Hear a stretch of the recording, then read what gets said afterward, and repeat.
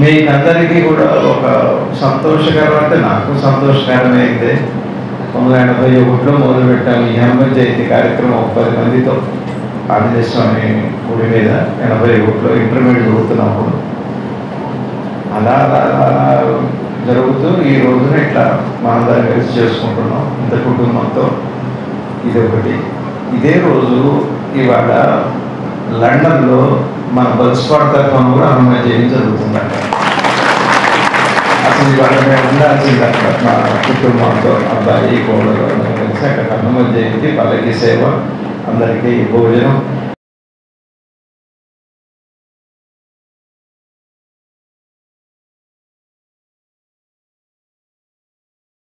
प्रस्थानष्टमे शुक्रष्टमे मंधीष्टमे आग्रणेष्टमे वैश्वदेवष्टमे ध्रुवष्टमे वैश्वानरष्टमे ऋतुग्राह्याष्टमे अधिग्राह्याष्टमे ऐन्द्राग्निष्टमे वैश्वदेवष्टमे मरुत्प्रियाष्टमे माहेन्द्रष्टमे आदित्यष्टमे सावित्रष्टमे सारस्वतष्टमे अक्षतानि समर्पय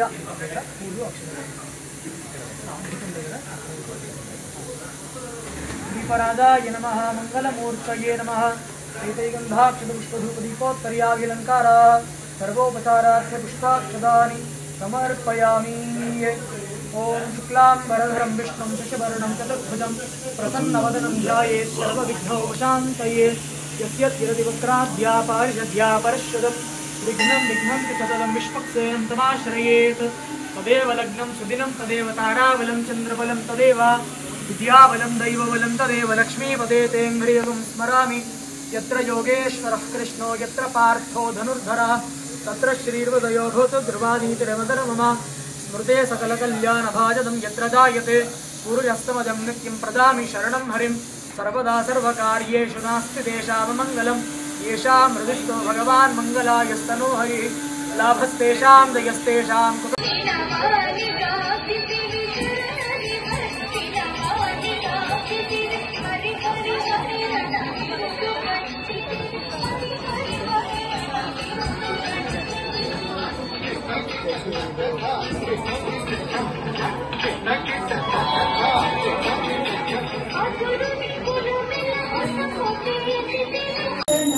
वासवादि विनुत सद्वराय मङ्गलम् चारु कुङ्कुमोपेत चन्दनादि चर्चिताय हारकटक शोभिताय भूरि मङ्गलम् ललितरत्नकुण्डलाय तुलसी वनमालिकाय जलज सदृशदेहाय चारुमङ्गलम् पुण्डरीकाक्षाय पूर्णचन्द्रवाहनाय अण्डजावाहनाय अतुलमङ्गलम् विमलरूपाय विविधवेदान्तवेद्याय सुजनचित्तकामिताय शुभमङ्गलम्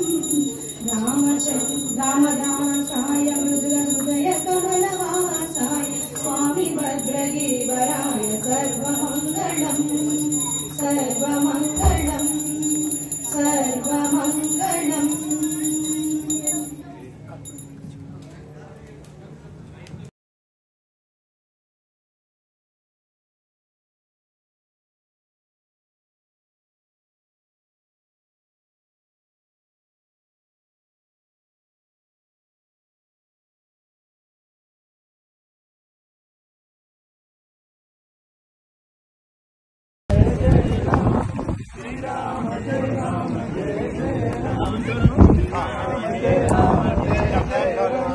श्री राम जय राम जय जय राम श्री राम जय राम जय जय राम श्री राम जय राम जय जय राम श्री राम जय राम जय जय राम श्री राम जय राम जय जय राम श्री राम जय राम जय जय राम श्री राम जय राम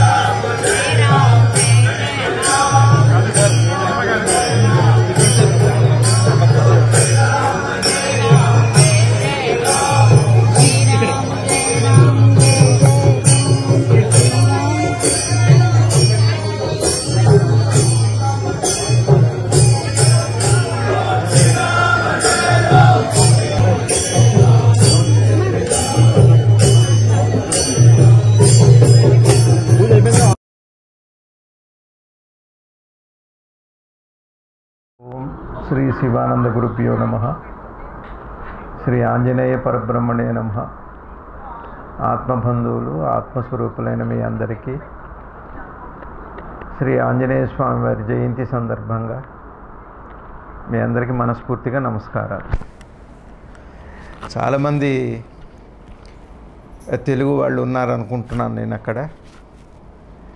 తెలుగువారు మన భారతదేశం తరఫు నుంచి అక్కడ వెళ్ళి వివిధ వృత్తులతో ఉన్న వారందరికీ, నా భారతీయ సోదరులు అందరికీ కూడా మనస్ఫూర్తిగా నమస్కారాలు. ఈ రోజున మన సాంప్రదాయం ప్రకారం వైశాఖ మాస బహుళ దశమి, పూర్వభాద్ర నక్షత్రం, శ్రీ ఆంజనేయ స్వామి వారి జన్మదినం అని అంటారు. ముందుగా కాలంలో అనేక మార్పులు జరుగుతూ ఇప్పటికీ అక్కడ సమావేశము అంటే ఏదో ఒక విషయం మీద నలుగురు కూర్చొని మాట్లాడుకునేది సమావేశం కాక ఆవేశము, ఒకటే దృష్టి, ఒక మంచి మాట వినాలి, స్వామిని దర్శించాలి, స్వామి అనుగ్రహం పొందాలి అనేది ఇది సమావేశం. అంటే మనసులో పరమాత్మ యందు ఉండే ప్రీతి పేరే సమావేశం. అందరిది ఒకటే దృష్టి. అదే వేరేదైతే వేరే రకంగా వేరే వేరే ఆలోచనలతో ఉంటుంది.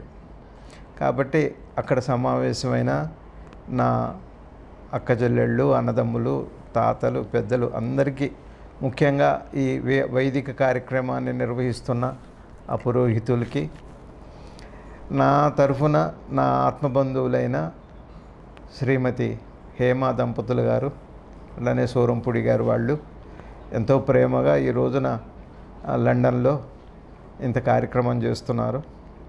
వాళ్ళకి ముందుగా నా కృతజ్ఞతాపూర్వక నమస్కారాలు తెలియజేస్తూ కొన్ని విషయాలు మనం మాట్లాడుకుందాం.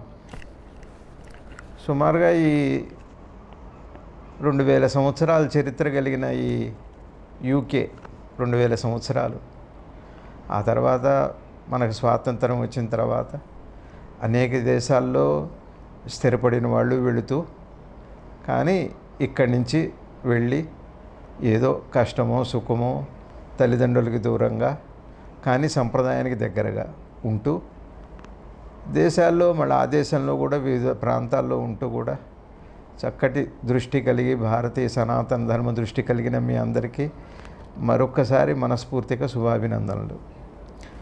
అయితే రెండోది ఏమిటంటే, అక్కడ ఉన్న వాళ్ళందరం కూడా, మీరు నేను ఈ లోకంలోకి వచ్చిన తర్వాత అనేక సమస్యలు, ఏవేవో పరిష్కారాలు, ఏవేవో పూజలు, ఏవో హోమాలు, రకరకాలుగా మనకుండే ఇబ్బందుల్లో నుంచి పక్కకు వెళ్ళటానికి ఏవో పరిష్కారాలు వెతుకుతుంటాం మనం.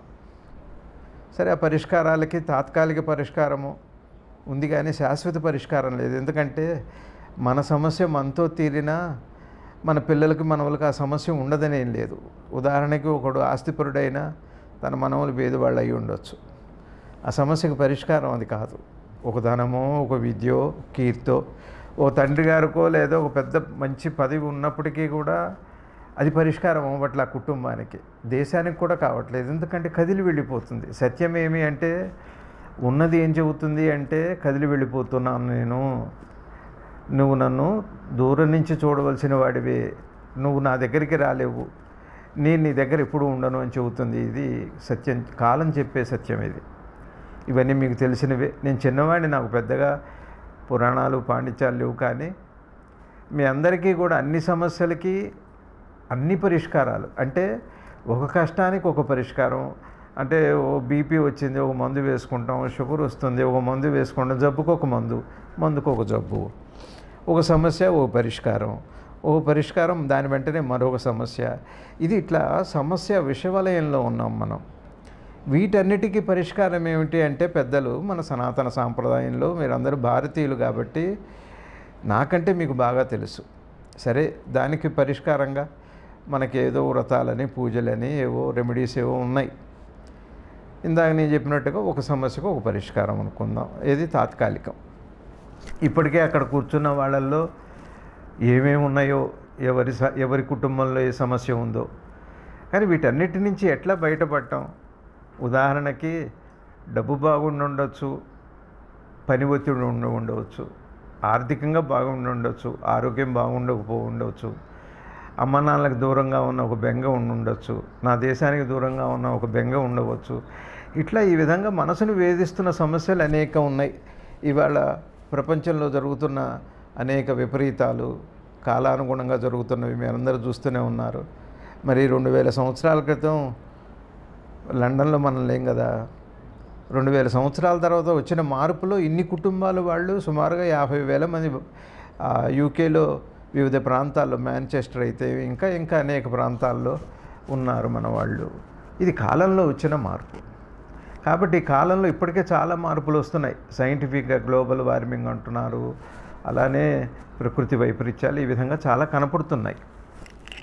ఇంతకీ నేను చెప్పదలుచుకుంది ఏమిటి, వీటన్నిటికీ పరిష్కారం ఏమిటి అంటే, నా గురువు సద్గురు శివానంద భగవానులు వారిని నాకు ఆంజనేయ స్వామి వారంటే ఒక ఇష్టం. వారంటే ఏదో వారిని దర్శించాలని ఒక తపన.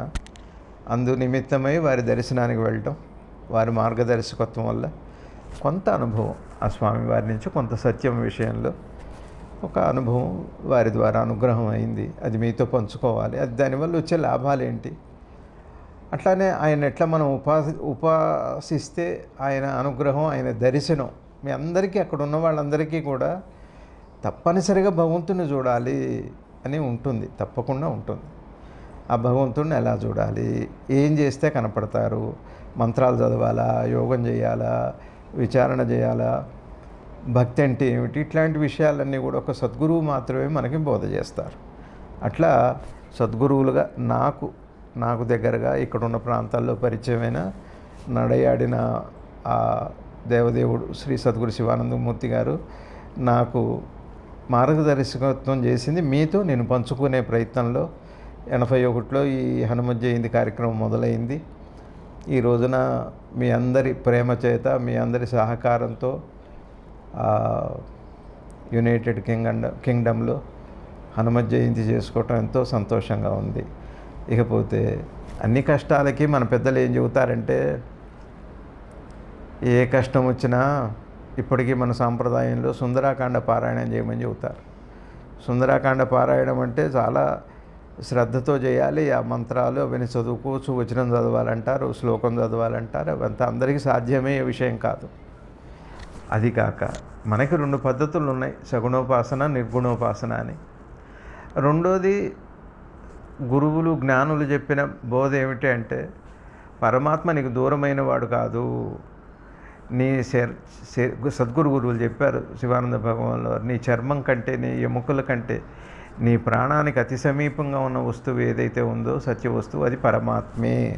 పరమాత్మ నీకు అత్యంత సమీపుడు, అది నువ్వే అని బోధ. పెద్దలు జ్ఞానులు రమణ మహర్షుల వారు, మరి మన భారతదేశంలో అవతరించిన మహాపురుషులందరూ, ఒకవేళ మీకు ఇప్పటికే ఒక సద్గురువుతో పరిచయం ఉంటే వారైనా బోధ ఇలానే ఉంటుంది.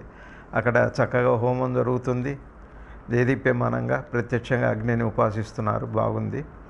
అయితే ఈ సుందరాకాండ పారాయణము ముందు మనం ఎలా చేయాలి అని మనం తెలుసుకునేటట్టయితే, సుందరాకాండ అన్నదానికి మనం అర్థం తెలుసుకునేటట్టే, సుందరము అంటే సౌందర్యము అనే పదంలో నుంచి వచ్చింది. ఇంగ్లీషులో బ్యూటీ అని అంటారు. ఈ అందము అంటేనేమో హ్యాండ్సమ్ అన్నది పర్సనాలిటీకి సంబంధించింది, అది రూపానికి సంబంధించింది. సౌందర్యము అన్నది మనసుకు సంబంధించింది, మనసులో ఉండే పవిత్రతకి సౌందర్యం అని పేరు. అందుకనే రాముడు సుందరుడు, కృష్ణుడు సుందరుడు. అట్లా విశేషమైన జ్ఞాన సంపద కలిగిన ఆంజనేయ స్వామి వారు సుందరుడు. సుందరము అంటే మన మనసు యొక్క సౌందర్యము. అక్కడే ఆంజనేయ స్వామి ఉన్నారు. మన మనసుకి ఒక పక్క ప్రపంచం ఉంటే మరో పక్క పరమాత్మ ఉన్నాడు. దానికి ఇవాళ ఆంజనేయ స్వామి జయంతి కాబట్టి ఆంజనేయ స్వామికి సంబంధించిన సుందరాకాండ చెప్పుకుంటున్నాం కాబట్టి నేను ఆంజనేయ స్వామి పేరు వాడుతున్నా. అక్కడ అమ్మవారు ఉపాసకులు ఉన్నారనుకోండి, ఆ మనసుకు అటుపక్క అమ్మవారు ఉంది, ఇటుపక్క ప్రపంచం ఉంది. లేదా అటుపక్క నారాయణమూర్తి ఉన్నాడు, ఇటుపక్క ప్రపంచం ఉంది, అటుపక్క శివుడు, ఇటుపక్క ఏ పేరైనా పెట్టుకోవచ్చు. కానీ అక్కడికి వెళ్ళి చూసిన తర్వాత ఏ పేరు పెట్టాలి, అసలు పేరు ఉందా లేదా, ఆయన రూపనామ గుణాతీతుడు అని అంటారు, రూపనామానికి అతీతుడు పరమాత్మ అని. అది కాబట్టి సుందరము అంటే మన ఆత్మ. అంటే మీ అందరికి ఇంగ్లీష్లో ఒక మాటలో చెబుతాను నేను. అందరూ బహుశా అక్కడ అందరూ తెలుగు వాళ్ళ, మరి హిందీ వాళ్ళు కూడా ఉన్నారేమో, నార్త్ ఇండియన్స్ ఉన్నారేమో. సుందరము అంటే మనకి అందరికీ కూడా మనం మామూలుగా వాడుతుంటాం కాన్షియస్నెస్ అని. ఆ కాన్షియస్నెస్సే సుందరము అంటే. కాన్షియస్నెస్ ఎలా ఉంటుంది చూడండి, మనందరం పొద్దున్నే లేవగానే మెలకువగా ఉండగానే ఆలోచనలు రాకమునుపు చాలా సుందరంగా ఉంటుంది. మనసు ఎంత ప్రశాంతంగా భలే నిద్ర పట్టింది, హాయిగా ఉంటుంది. ఇంకా ఆలోచనలు వచ్చిన తర్వాత అప్పుడు ఏమవుతుంది, అది ఒక అడవిలోకి వెళ్ళినట్టే, వనంలోకి వెళ్ళినట్టే. సుందరము అంటే మన గ్రహింపు ఏదైతే ఉందో, మన ఎరుక ఏదైతే ఉందో, కాన్షియస్నెస్, ఆ కాన్షియస్నెస్సే సుందరము. దాన్ని చేరుకోవటానికి ఈ శరీరంలో, మన హృదయంలో ఎక్కడ ప్రాణం ఉందో, ఎక్కడ మనసు ఈ శ్వాస పుడుతుందో ఆ స్థలానికి, ఆ తలానికి చేరే మార్గానికి కాండము అని పేరు. ఆ విభాగం అన్నమాట. అంటే ఆత్మదర్శనానికి హూ యామ్ ఐ. అట్లానే ఆ హూ యామ్ ఐ అన్న ప్రశ్నని మనం ప్రశ్నిస్తూ మన మనసు, మన అంతరాల్లో మనం శోధించేటట్టయితే ఆ ప్రయత్నానికి సుందరాకాండ అని పేరు. అది సుందరాకాండ. కాబట్టి దానికి ఎలా చేయాలి, ఏం చేస్తే బాగుంటుంది? మన నిత్య జీవితంలో మరి ఉద్యోగం పొద్దున్న లేస్తే సాయంత్రం దాకా వెళ్తాం, ఉద్యోగం టెన్షన్ ఉంటుంది, ఫైనాన్షియల్ టెన్షన్స్ ఉంటాయి, ఎన్నో టెన్షన్స్ ఉన్నాయి, ఇంత స్ట్రెస్ ఉంది. ఎలా సాధ్యమవుతుంది? సుందరాకాండ పారాయణం. ఏ మంత్రం తీసుకోవాలి, ఏ జపం చేయాలి అంటే, ఇప్పుడు మనం ఉన్నాం కదా, మనం పొద్దున్నే లేస్తాం, చకచక తయారైపోయి ఒక కారు తీసుకొని కారులో బయలుదేరుతూ వెళ్తుంటే ఇప్పుడు రైట్ తిరగాలి, ఇప్పుడు లెఫ్ట్ తిరగాలి, ఇప్పుడు పక్కకి వెళ్ళాలి, ఎవరో ట్రాఫిక్ ఉంది, ఇలా చేయాలి, అలా చేయాలని చూస్తున్నాం. మనం ఇది ఎట్లా నిర్ణయం తీసుకుంటున్నాం? ప్రస్తుత పరిస్థితులను బట్టి మన మనసు దాని ప్రకారం నడుస్తుంది. అట్లానే ఒకవేళ మన మనసులో చికాకు వచ్చిందనుకోండి, ఇది తప్పదు కదా, ఇట్లనే ఉంటుంది కదా, ట్రాఫిక్ జామ్ అన్నది ఇండియాలో అయినా అంతే, ఏ దేశంలో అయినా అంతే, వర్షం ఇండియాలో అయినా అంతే, ఎక్కడైనా అంతే. అట్లా మనసును చూస్తున్నాం. మనం మనసుని కోపం వస్తే తెలుస్తుంది, ఒకవేళ తప్పు ఆలోచన వస్తే తెలుస్తుంది, ఒకవేళ మనకి భక్తి కుదిరితే తెలుస్తుంది, సంతోషం వస్తే తెలుస్తుంది. ప్రతి ఎమోషను మనం ఫీల్ అవుతున్నాం, మనం ప్రతి ఎమోషన్ని మనం చూడగలుగుతున్నాం. ఇదే మనసును చూడటం అంటే. ఆ మనసును చూస్తున్నప్పుడు ఏమవుతుందంటే, ఈ ఎమోషన్స్ని వాటిని చూస్తున్నప్పుడు ఈ ఎమోషన్స్ వెనక ఇలా తీక్షణంగా చూసేటట్టయితే సుందరము అంటే వెళ్తున్నాం, లోపలికి వెళ్తున్నాం. అంటే మన మనసును చూసే లక్షణం మనందరికీ ఉంది. అందుకని అంటాం, కాస్త ఆలోచించుకొని చెప్పరా అంటాం. కాస్త ఆలోచించి చెప్పు, నువ్వేం మాట్లాడుతున్నావో నీకు తెలుస్తుందా అన్న మాటల్లో మన ఆలోచనని మనం చూస్తున్నాం. అంటే మన మనసును చూసే లక్షణం మనకుంది. ఆలోచనలు మనసు వేరు కాదు. కాబట్టి మన మనసును చూడటం అలవాటు అయింది కదా. కాబట్టి ఇప్పుడు ఏం చేయాలి? మనసులో ఆలోచనలతో చూస్తున్నాం, ఆలోచన లేకుండా మనసును చూస్తే ఏం కనపడుతుంది? ఆలోచనలు లేనప్పుడు మనసులో పరమాత్మ దర్శనం అవుతుంది. మన మనసులోనే, ఎక్కడికి వెళ్ళక్కర్లా, ఏ క్షేత్రానికి వెళ్ళక్కర్లా. కానీ మన సంప్రదాయం ఏంటంటే, అలా క్షేత్రాలకు వెళ్ళి, పెద్దల దగ్గరికి వెళ్ళి, విగ్రహారాధన చేసి, మంత్ర సాధన చేసి అలా వెళ్ళటం మన సంప్రదాయం. కాబట్టి సంప్రదాయం అంటే స్థూలం నుంచి సూక్ష్మానికి వెళ్తున్నాం. ఒక్కసారి సూక్ష్మానికి వెళ్ళలేం. సూక్ష్మమైన పవిత్రమైన మనసును చూడాలంటే స్థూలమైన ఆలోచనలు చూడాలి. ఆలోచనలకు ఎప్పుడు రూపనామాలు ఉంటాయి. ఉదాహరణకు చూడండి, మీరు బహుశా ఫాలో అవుతున్నారు అనుకుంటున్నాను నేను, వినపడుతుంది అందరికీ. ఇప్పుడు నేను ఇంతమంది ఉన్నారు అక్కడ గ్రూపుగా. ఒకసారి మీ అమ్మగారిని నాన్నగారిని గుర్తు తెచ్చుకోండి, అట్లానే మీ బర్త్ ప్లేస్ గుర్తు తెచ్చుకోండి. ఎప్పుడైతే నేను మీ అమ్మగారిని నాన్నగారిని గుర్తు తెచ్చుకోమనగానే మీ మనసులో వాళ్ళ జ్ఞాపకం, వాళ్ళ రూపం కనపడుతుంది. అంటే అదే స్థూలం, మనసు యొక్క స్థూల రూపం, మనసు యొక్క స్థూల రూపం. సరే, మరి మనసు యొక్క సూక్ష్మ రూపం ఏమిటి? ఇప్పుడు మీరందరూ ఉన్నారు, స్వామి సన్నిధిలో హోమం చూస్తున్నారు, స్వామివారిని చూస్తున్నారు, మీ బంధువులను చూస్తున్నారు, మీ స్నేహితులను చూస్తున్నారు. ఇప్పుడు మీ మనసులో ఒక రకమైన ఒక సంతోషం, ఒక ఆత్మీయత కనపడుతుంది. ఇది మనసు యొక్క సూక్ష్మ రూపం. ఇందాక రూపనామాలు చూసాం, ఇప్పుడు మనసు యొక్క అనుభూతి, ఎమోషన్స్ చూస్తున్నామంటే మనసు యొక్క సూక్ష్మ రూపం చూస్తున్నాం.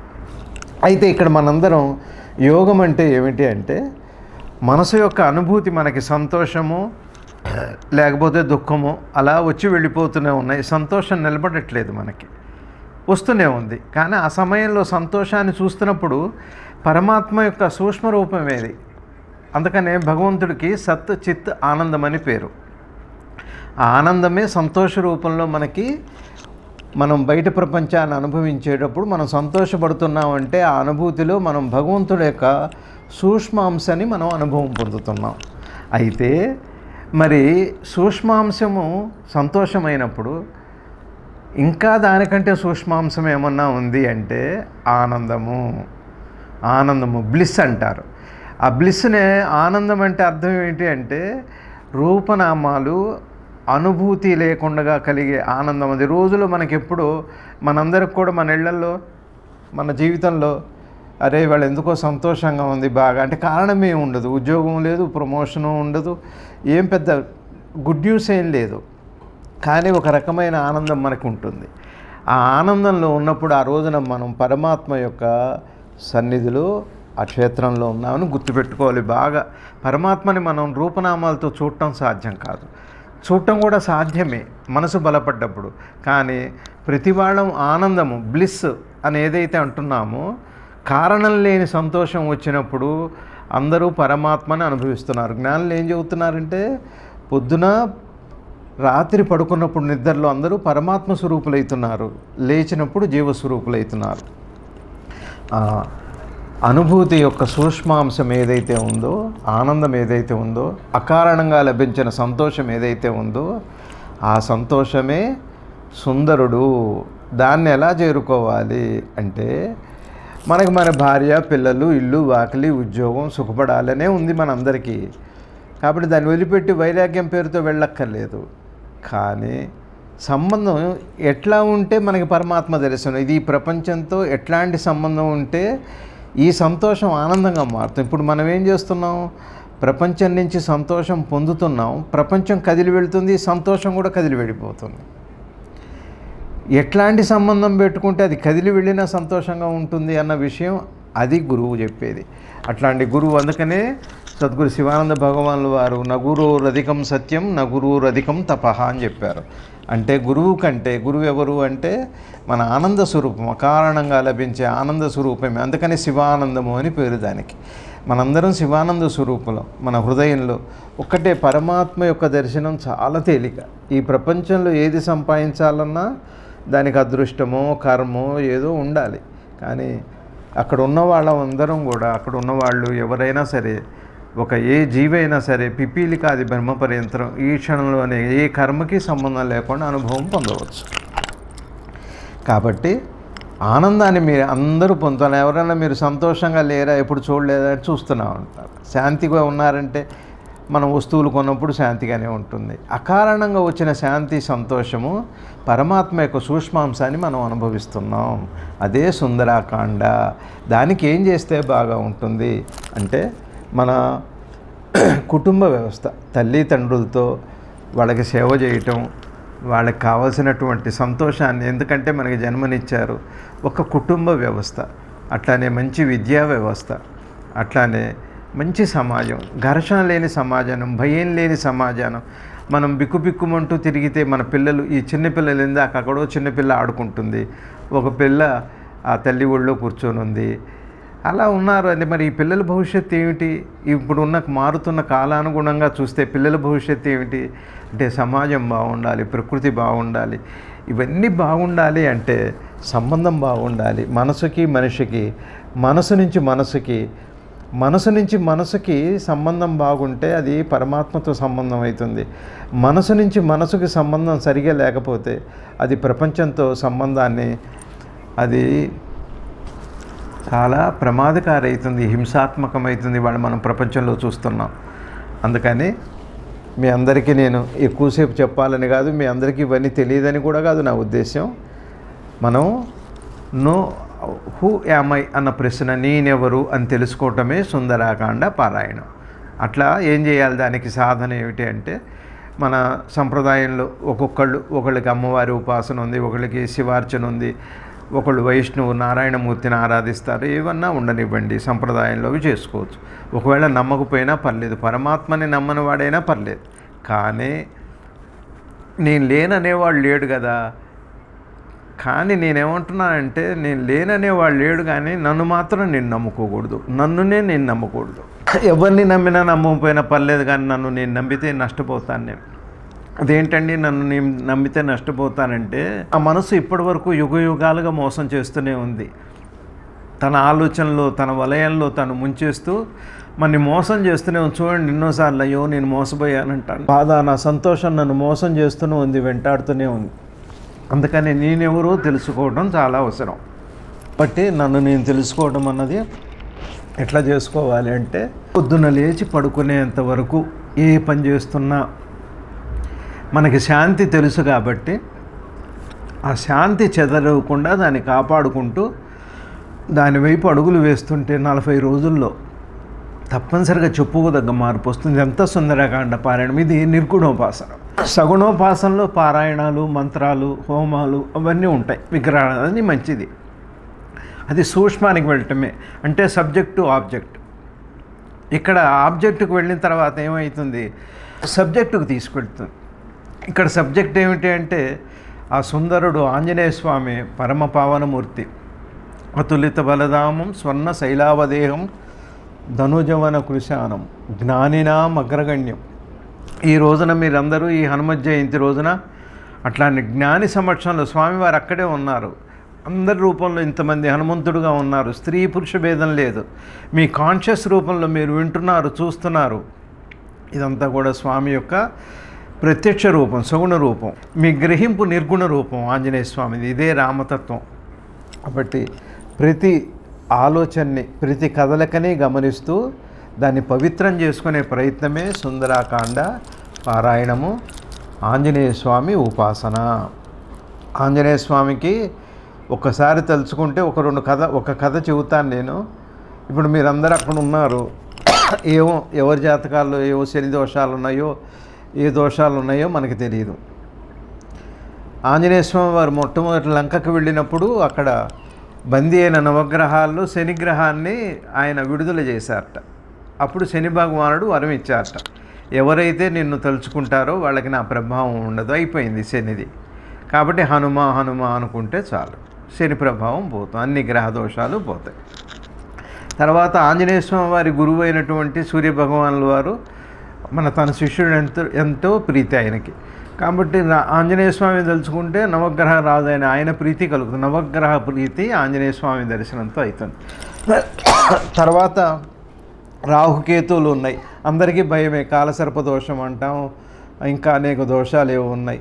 దానికి ఏం చేస్తామంటే, రాహుకి మినుములు ప్రీతి, మినపకార్యలు చేసి ఆంజనేయ స్వామికి వడలు ఇంట్లో నైవేద్యం పెడితే రాహు దోషాలు పోతాయి. సమస్త గ్రహ దోషాలు కూడా హనుమస్మరణతో మనకి పోతాయి. కాబట్టి నవగ్రహ దోషాలు పోతాయి, ఏనాడు శని దోషం పోతుంది. హనుమస్మరణ చేత రాములు వారు ప్రీతి చెందుతారు. హనుమస్మరణ అంటే పవిత్రమైన హృదయం, పవిత్రతే, మనోపవిత్రతే హనుమ దర్శనం. ఇది మన మనసుని నిద్రపోతున్నప్పుడు పవిత్రంగానే శాంతిగానే ఉంటుంది. నిద్రపోతున్నప్పుడు మనకి పెద్దలు ఏం చెబుతారంటే, నిద్రలో శాంతి ఉంది, ఎరుక లేదు. మెలకువలో ఎరుకుంది, శాంతి లేదు. కారణం ఏమిటి అంటే, నిద్రలో ఆలోచనలతో సంబంధం లేదు, మెలకువలో ఆలోచనతో సంబంధం ఉంది. అయితే మెలకువతో ఆలోచనలు ఉంటాయి కదా, మరి ఎట్లా ఉంటాయి?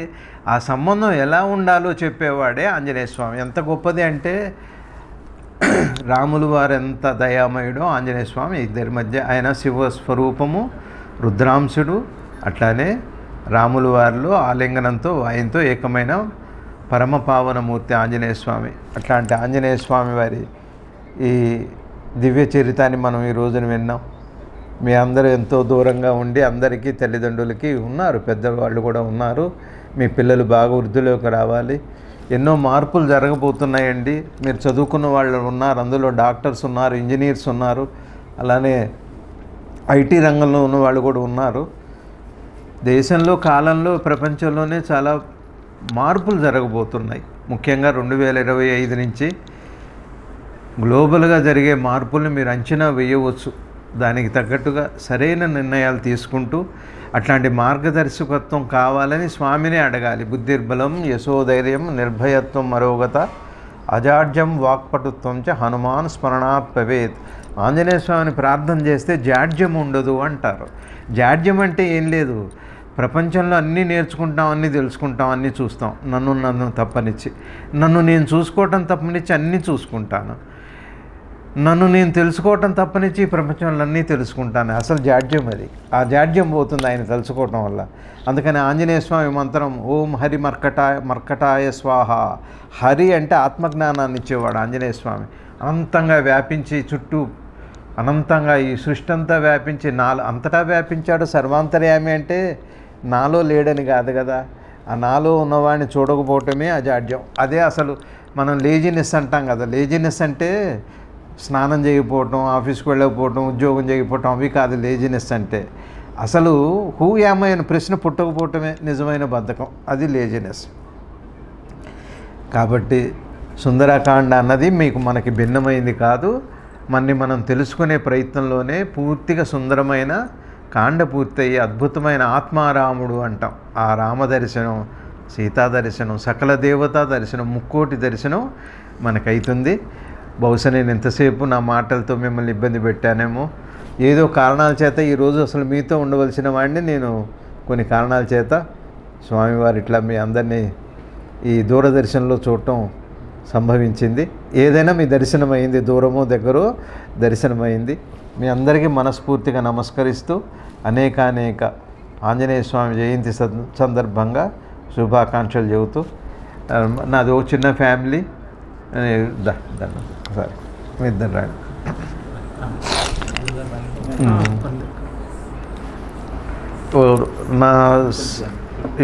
నా శ్రీమతి, తర్వాత అబ్బాయి, కోడలు, వీళ్ళు నా చిన్న కుటుంబం. ఇది ఇక్కడ ఉంటాం మేము. ఏదో ఆంజనేయ స్వామిది ఇట్లా చిన్న చిన్న మాటలు. నాకు సగుణోపాసన నిర్గుణోపాసన రెండు బాగానే ఉన్నాయి. ఇప్పుడు నిర్గుణోపాసన మీ అందరినీ చూడటం సగుణోపాసన అయింది. మీ అందరూ హనుమత్ స్వరూపులే. మీలో ఉన్న హనుమంతుడిని మీరందరూ చూడాలి. జన్మ సార్థకత అవ్వాలి. మీరు ఏ దేశంలో ఉన్నా. మనం ఎన్ఆర్ఐలు అంటే నాన్ రెసిడెన్షియల్ ఇండియన్స్ అనే కదా, అట్లానే నాన్ రిప్రజెంటేటివ్స్ కాకూడదు. ఇండియాని రిప్రజెంట్ చేయాలి. మన సంస్కృతి, మన సంప్రదాయం అన్నీ భారతీయులుగా అలా రావాలని మనస్ఫూర్తిగా ప్రార్థన చేస్తూ మీ అందరికీ మరొకసారి నమస్కారం చేస్తూ, హేమగారు వినపడదేమో బహుశా. నమస్కారం అమ్మ, బాగా చేశారు, చక్కగా హోమం బాగా జరిగింది. చాలా స్వామివారు అక్కడే ఉన్నారు చూడండి. ఆంజనేయ స్వామి వారు అక్కడే ఉన్నారు. ఎవరి వైపు చూస్తే వాళ్ళే ఆంజనేయ స్వామి. బాగుంది. నచ్చిందా మీకు నేను చెప్పింది? మీకు అర్థమైందా? తెలుగు వాళ్ళు ఉన్నారా?